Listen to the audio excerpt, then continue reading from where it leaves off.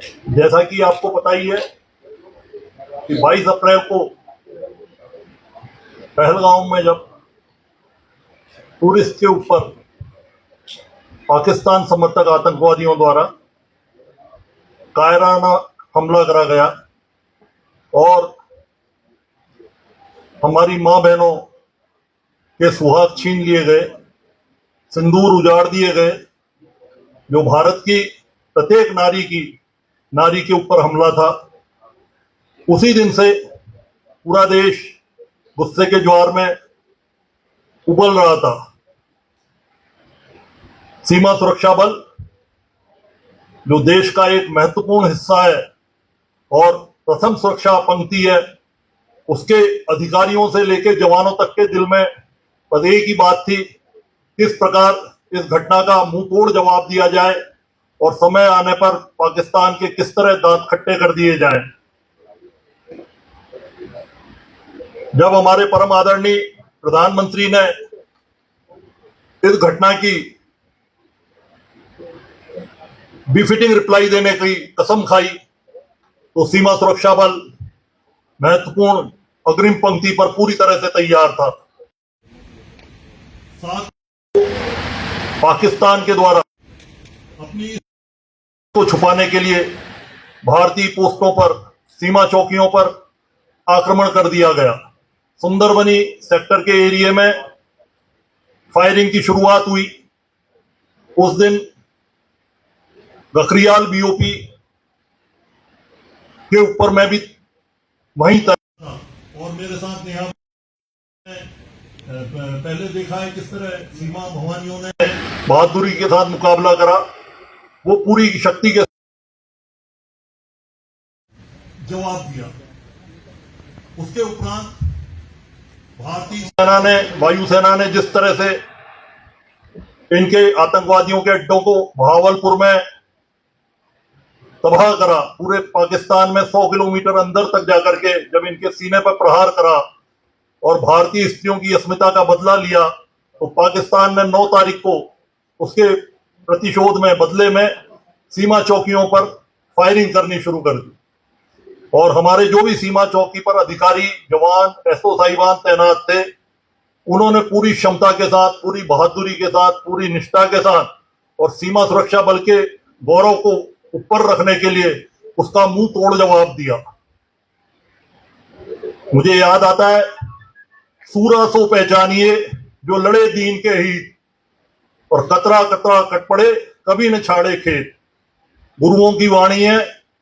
मतलब यह है कि जो दीन के लिए, मतलब जो कमजोर के लिए, देश के लिए, किसी अच्छे कॉज के लिए लड़े और चाहे शरीर के टुकड़े टुकड़े हो जाएं और युद्ध के मैदान को नहीं छोड़े। तो आज मैं आपको हमारे उन बहादुर साथियों से मिलाना चाहूंगा जो पाकिस्तान के विध्वंसक हमले, जब पोस्टों पर ड्रोन से, आर्टिलरी के थ्रू हमले हो रहे थे, और ये हमारे बहादुर जवान, हमारे एसआई वेद व्यास जो हिमाचल के रहने वाले हैं, जिनकी नौकरी में मात्र 6 महीने बचे हुए थे, और ये जबरदस्त शक्ति के साथ पाकिस्तान की पोस्टों पर हमला कर रहे थे। इस बीच में इनके ऊपर, पोस्ट के ऊपर ड्रोन के द्वारा बम गिराया गया, आरटी की शेलिंग हुई। जैसा कि आपको पता है, इनके साथ 2 साथी वहां पर और थे, मोहम्मद इम्तियाज और दीपक। वो तो वीर गति को प्राप्त हुए और उन्होंने अपना सर्वोच्च बलिदान दिया। पर ये हमारे बहादुर जो एसआई थे, सब इंस्पेक्टर वेद व्यास साहब, जिनके सिर्फ 6 महीने बचे थे और ये भी बुरी तरह इंजर्ड हो गए। और सबसे खूबसूरती की बात यह है, जिससे सीमा सुरक्षा बल का मान बढ़ता है, गौरव बढ़ता है और भारत को अपनी ऐसी संतानों पर हमेशा गर्व होता है कि इन्होंने इतना घायल होने के बाद भी दुश्मन के ऊपर ड्रोनों को गिराने के लिए अपने एलएमजी से जबरदस्त प्रहार करा और पोस्टों पर, पाकिस्तान पोस्टों पर लगातार अपनी तरफ से फायरिंग जारी रखी। और इनके मात्र अभी 6 महीने रिटायर होने में बचे हुए थे और ये लड़ते लड़ते ही बेहोश हो गए। इनको पता नहीं कि इनके साथ क्या हुआ। इनको जब हॉस्पिटल ले जाया गया, वहां इनकी टांग पता पड़ा कि एम्पुटेशन की नौबत आ गई। पर ये तब भी विचलित नहीं हुए। जब इनको होश आया तो मैं इनसे जाकर के मिला, तो इन्होंने कहा कि सर, मेरी और लड़ने की इच्छा है, मैं कुछ इस देश के लिए और करना चाहता हूं। मतलब मैं एज ए कमांडर इनका, मैंने इनको सैल्यूट करा कि वास्तव में तुम जैसे बहादुरों के ऊपर ही के कारण ही ये देश हमारा इतना आज मतलब शक्तिशाली हो रखा है। इसी तरह हमारे दूसरे जवान हैं ब्रजमोहन, ये ब्रजमोहन भी इनके साथ ही वहां तैनात थे और दुश्मन के ड्रोन हमलों का आरटी फायर का जबरदस्त जवाब दे रहे थे।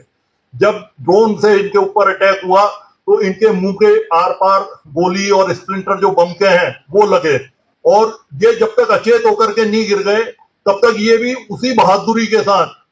पाकिस्तान के साथ लड़ने में मशगूल रहे। इन्होंने अपनी हिम्मत नहीं खोई, बल्कि जो हमारे मोहम्मद इम्तियाज, कांस्टेबल दीपक और एक आर्मी के जवान कांस्टेबल सुनील थे, उनको इवैक्यूएट कराने में इन्होंने मदद करी। और ये जब हॉस्पिटल में पहुंचे अचेत हो गए, तो जब मैं इनसे अगले दिन जाकर के मिला, जब इनको होश आया तो इनका भी यही जवाब था कि सर मैं तो आखिरी समय तक लड़ रहा था और मैं कब जल्दी ठीक हो जाऊंगा, कब मैं वहां पर जाकर के जल्दी से मुकाबला दोबारा करूंगा। इसी हमारे जो तीसरे साथी हैं भूपेंद्र वाजपेयी, और इनके जबरदस्त पांव में इंजरी हुई, ये भी इनके साथ ही पोस्ट सुशील। तो इनकी जो बातें थी, मतलब मेरा सीना चौड़ा हो गया, और हमारे महानिदेशक साहब आए, महानिरीक्षक साहब आए, उन सबके सीने चौड़े हो गए, और वो सब आंखों में आंसू थे कि हमारे जवान जिस तरह से उत्साहित थे, मतलब इतना जिनके इंजरी हो गई, चोट हो गई, और उसके बाद जो इनका शौर्य था, मनोबल था, और जो देश के प्रति पवित्र भावना थी, और जो भारतीय नारियों का अपमान हुआ, जो उनके ऊपर अत्याचार हुआ, जो कायराना हरकत आतंकवादियों द्वारा करी गई, उसका बदला लेने का जो इनके दिल और दिमाग में जो वो था, एक उमंग थी, वो मतलब किसी भी तरह से कम नहीं हो रही थी। और ये जो हमारे एएसआई साहब हैं चौथे, जो 165 बटालियन में, ये एक मोर्चे में तैनात थे। पाकिस्तान की तरफ से रॉकेट लॉन्चर से, आरटी से, एमएमजी से लगातार फायर हो रहा था पोस्ट के ऊपर, और ये मोर्चे पे लगातार तैनात होकर के उस फायरिंग का जबरदस्त मुकाबला कर रहे थे। और उस फायरिंग से आरपीजी का गोला जब बंकर में आकर के इनके हिट हुआ, तो कांच टूट करके गोला अंदर घुसा, और अंदर जो इनके स्प्लिंटर आकर के शरीर में जगह जगह से इनको जख्म दिया। तो साथियों, आप मतलब इन बहादुर जवानों से जब बात करेंगे तो आपको लगेगा कि कितना हमारा राष्ट्र, मतलब कैसे कहते हैं यार, राष्ट्रभक्त है। और जो सीमा सुरक्षा बल है, जो देश की प्रथम पंक्ति है, किस तरह से बहादुरी से देश का गौरव बढ़ा रहा है, और पूरे देशवासियों के मन में ये भाव हमेशा बढ़ता है कि जब तक हमें कोई हमारे देश के ऊपर खराब नजरों से, बुरी नजरों से नहीं देख सकता, कोई हमारे यहाँ पे किसी भी तरह का आतंकवाद, किसी का भी कुदृष्टि को नहीं पड़ने दिया जाएगा। देश की जो इंटेग्रिटी है, सॉवरेनिटी है, अखंडता, एकता, प्रभुता की हर कीमत पर रक्षा करी जाएगी, चाहे उसके लिए हमें कितनी ही कुर्बानियां देनी पड़े। तो मैं अभी आप सब लोगों से रिक्वेस्ट करूंगा कि आप ये हमारे इन बहादुर sub inspector, assistant sub inspector, और जो हमारे जवान है भूपेंद्र वाजपेयी और बालकृष्ण की, किस तरह आप देखिए, जो बालकृष्ण है, इनके तो गले में खाने की ट्यूब लगा रखी थी, जिससे ये खाना इनसे नहीं खाया जा रहा था। और जो आपको मैं जस्ट एक इंफॉर्मेशन के लिए बता रहा हूं कि जब हमारे साथ में हमारे जब एक और जवान बाद में शहीद हुए कहीं पर आर्मी के, तो हम वहां पर उनके रेसलिंग सेरेमनी में गए, तो वहां पर डिविजनल कमिश्नर और डीआईजी रेंज जम्मू और एसएसपी भी आए हुए थे। तो हम इनके पास लेकर के गया, मैंने कहा आप चलिए उनसे भी मिलिए, हमारे बहादुर सीमा रक्षकों का बहुत उससे मोरल हाई होता है। और जब वहां हम पहुंचे, तो जो वेद व्यास के जो शब्द थे हमारे सब इंस्पेक्टर के, जिनकी सिर्फ 6 महीने की नौकरी बची है, टांग कट चुकी है, मेरे को नहीं लगता इससे बड़ी कोई कुर्बानी हो सकती है, और इनके मतलब वचनों ने हम सबके आंखों में आंसू ला दिए। इन्होंने कहा सर, एक क्या मैं 100 जन्म ऐसे दे सकता हूँ, 100 बार मैं अपनी टांगे कटा सकता हूँ, और हमने जो करना है सर वो जरूर करेंगे, और आप लोग आते हैं तो हमको खुशी हो जाती है। मतलब इतनी हम्बल रिप्लाई, इतनी करुणामयी रिप्लाई, मुझे नहीं लगता सीमा सुरक्षा बल का जवान ही कोई बहादुर, और जिसके पास सिर्फ 6 महीने है नौकरी के, मतलब आप सोचिए, जो अपनी सारी जिम्मेदारियां, मतलब पूरी इतनी लंबी नौकरी बीएसएफ में करके घर जाने के नजदीक है। तो ये इनका जज्बा था, मतलब देश के प्रति, सीमा सुरक्षा बल के प्रति। तो अभी आप सब लोग इनसे बात करेंगे तो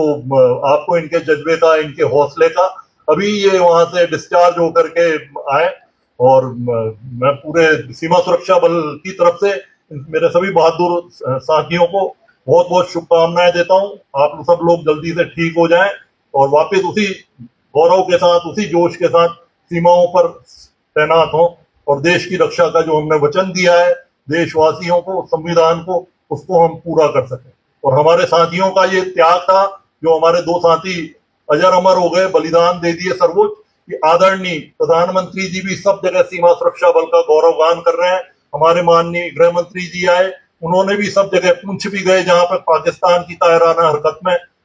हरकत के कारण 16 सिविलियन, मतलब पाकिस्तान डेलिबरेटली मंदिर, मस्जिद, गुरुद्वारे सबको टारगेट करा, काफी लोग वहां इंजर्ड हुए। तो वहां भी जिस तरह से पूरी एफडीएल में, राजौरी में बीएसएफ ने जो बहादुरी दिखाई, वो जबरदस्त है, उसका कोई मुकाबला नहीं करा जा सकता, वर्णन नहीं करा जा सकता। और देश और सीमा सुरक्षा बल, इन जो हमारे साथी जिन्होंने अपना बलिदान दिया और जो जिन्होंने अपने शरीरों का त्याग करा, और फिर भी इनका मोरल जबरदस्त जज्बा है, इसका हमेशा कृतज्ञ रहेगा।